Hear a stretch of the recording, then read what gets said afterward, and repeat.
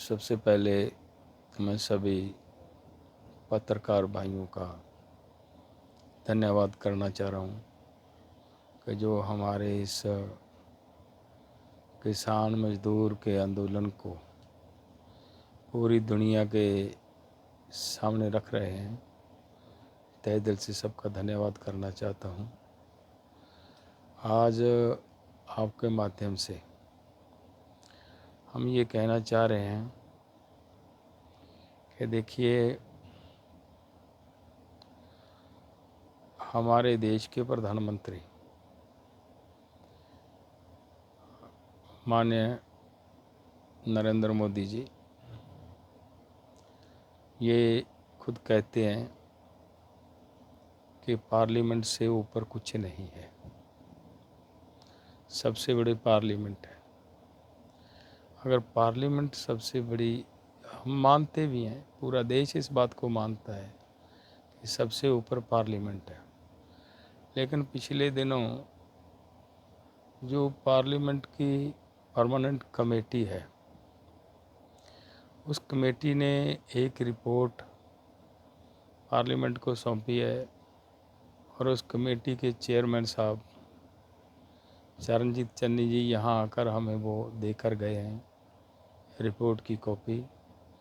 और उसको जब पढ़ा है, उसमें ये क्लियर बात कही गई है कि एमएसपी गारंटी कानून बनाया जाना चाहिए। तो जब पार्लियामेंट को माथा टेकते हैं हमारे प्रधानमंत्री जी, तो ये तो पार्लियामेंट की ही कमेटी की बात है।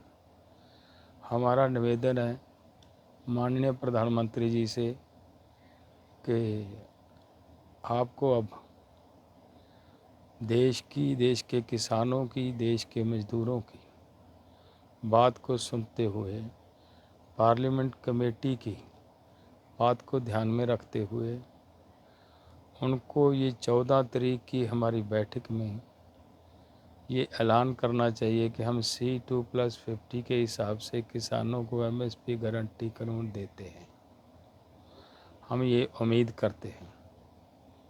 और उसमें मैं ये भी कहूँगा कि जैसे हमारे युवा बाहर जाकर